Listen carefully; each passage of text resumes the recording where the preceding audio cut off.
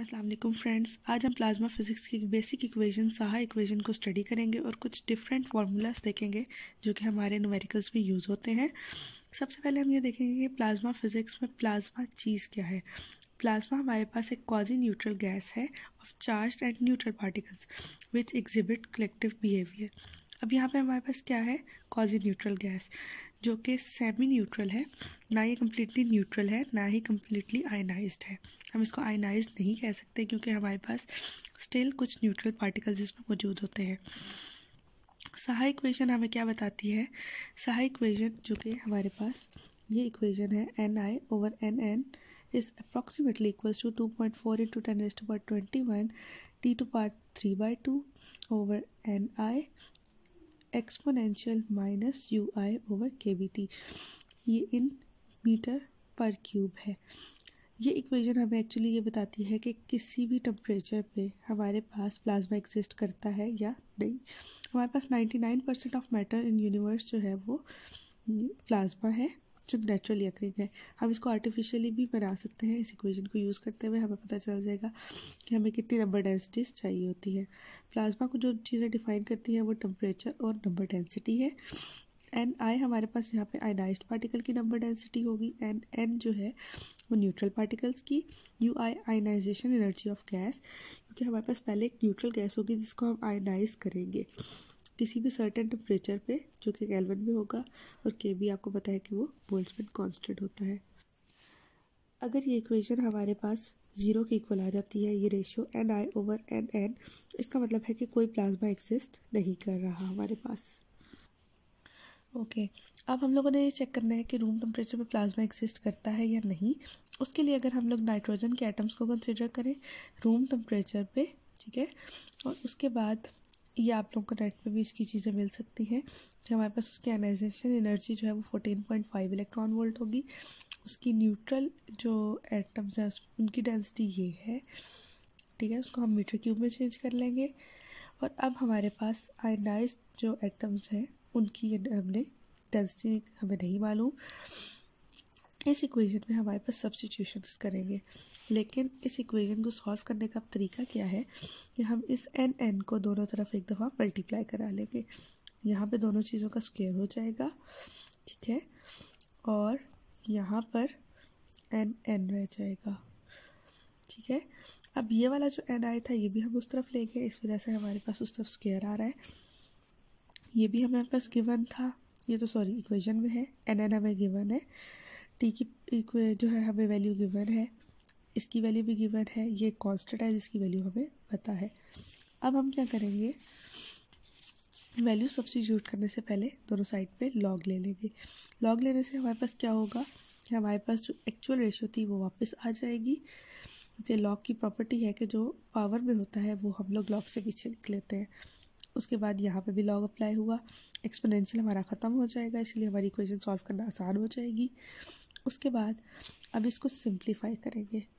इसको सिंप्लीफाई करने के बाद जब अगेन हम इसका एंटी लॉग लेंगे, क्योंकि यहाँ से अब हमें नेचुरल लॉग को ख़त्म करना है, तो हम एंटी लॉग लेंगे, एक्सपोनेंशियल लेंगे, तो ये बहुत बड़ी वैल्यू है जो नेगेटिव साइन के साथ है, जिसका मतलब ये हुआ कि ये बहुत छोटी वैल्यू हो गई है।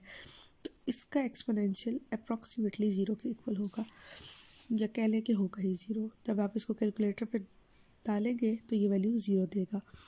इसका मतलब है कि हमारी जो रेशो Ni/Nn है वो ज़ीरो है। तो इससे हमें ये पता चलता है कि जो हमारे पास आयनाइज्ड एटम्स हैं उनकी नंबर डेंसिटी ज़ीरो है। जब उनकी नंबर डेंसिटी ही ज़ीरो है तो उसका क्या मतलब है कि हमारे पास प्लाज्मा रूम टेम्परेचर पे एग्जिस्ट नहीं करता। ओके, एक फार्मूला जो हम लोग यहाँ पे बहुत ज़्यादा यूज़ करेंगे न्यूमेरिकल्स में वो हमारा ई एवरेज का फार्मूला है, जो कि हाफ KBT के इक्वल है।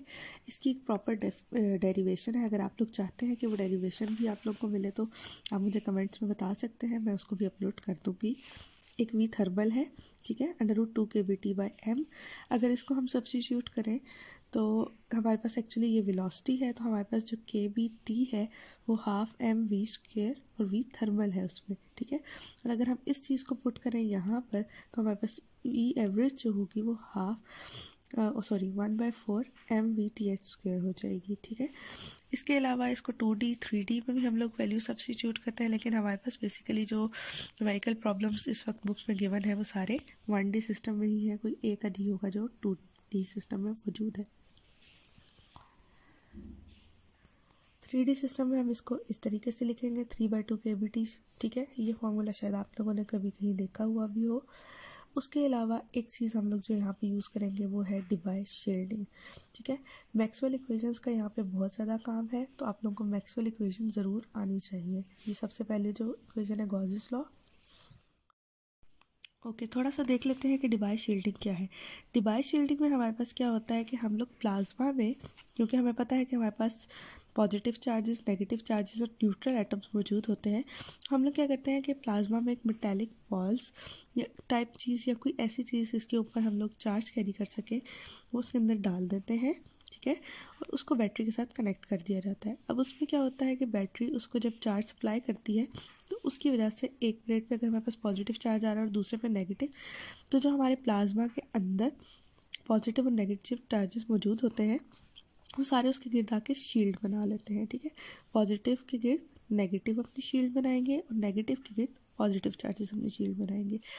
अब क्या होता है कि इस शील्डिंग को हम लोग, ये क्लाउड की फॉर्म में होती है, ठीक है, और इस क्लाउड की एक विड्थ होती है जिसके एंड पे पोटेंशियल कम होता जाता है। जैसे जैसे हम लोग अपनी बॉल से दूर आते जाते हैं तो पोटेंशियल एंड पे आके तकरीबन 0 हो जाता है और स्टार्टिंग पॉइंट पे पोटेंशियल बहुत ज़्यादा होता है, ठीक है। यहाँ पे जो चीज़ हम लोग यूज़ करते हैं, ठीक है, वो ये हमारे पास ये ग्राफ होता है, ठीक है, और इसमें एक चीज़ ये है कि जो एच पे क्लाउड है उसमें पोटेंशियल एनर्जी अप्रॉक्सीमेटली उसकी थर्मल एनर्जी के इक्वल हो रही होती है।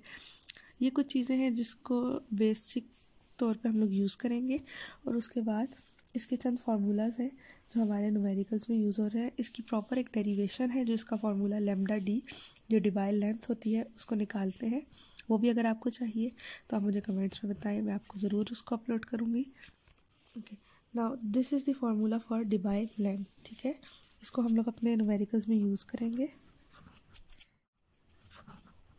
ठीक है। और इसके अलावा जो फार्मूला यूज़ हो रहा है ये देखिए, इसकी प्रॉपर डेरिवेशन मौजूद है मेरे पास। ओके, कुछ चीज़ें अब हमें ये भी याद रखनी पड़ेगी कि अगर हमारी डिवाइल लेंथ इंक्रीज़ करिए तो इसका मतलब कि हमारा टेम्परेचर भी इंक्रीज़ हो रहा है।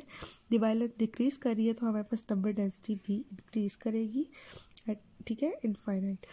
उसके अलावा डिवाइल लेंथ अगर डिक्रीज़ करिए तो टेम्परेचर ऑब्वियसली आपको पता है कि वो इसका इन्वर्स हो जाएगा सब कुछ।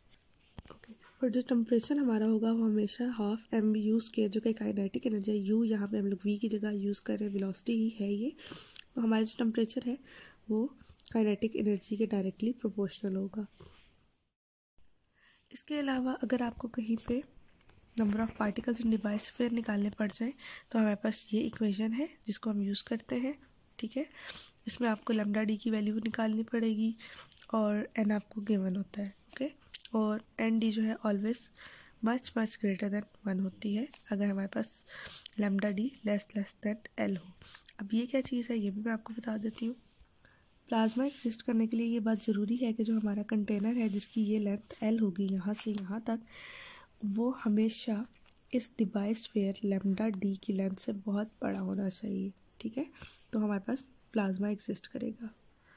जो कि यहाँ पे भी लिखा हुआ है कि सिर्फ हमारे पास पोटेंशियल तब एग्जिस्ट करेगा जब lambda D is less than L होगा, ठीक है। उसके अलावा हमारे पास नंबर ऑफ़ पार्टिकल्स बहुत ज़्यादा होने चाहिए, यानी मच ग्रेटर देन 1 होने चाहिए, और ओमेगा टी जो फ्रीक्वेंसी है, यानी फ्रीक्वेंसी टू टाइम हमारे पास। ओके फ्रेंड्स, एक चीज़ हमारे पास जो यहाँ पे यूज़ होती है वो अक्सर जगहों पे आपको देखने में को मिलेगा, गॉसियन इंटेग्रल।